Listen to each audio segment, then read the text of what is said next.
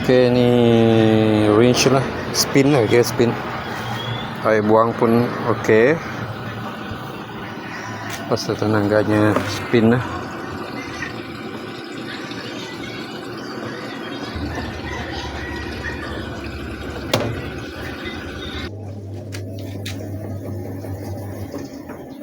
Spin pun okey lah. Geram dah laju.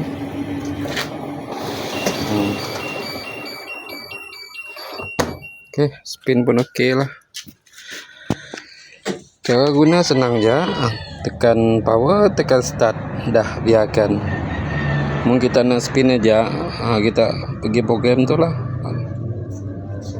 Program pilih spin. Ni ada tulis itu range, boss range spin. Kalau tak pilih spin lah. On, start. Dia aja. Dua tu aja pakai. Soalnya kita nak manual pergi spin aja lah. Kena tukar program lah pergi ke spin. Mudah aja pakai. Okey, mesin basuh kita dah siap lah.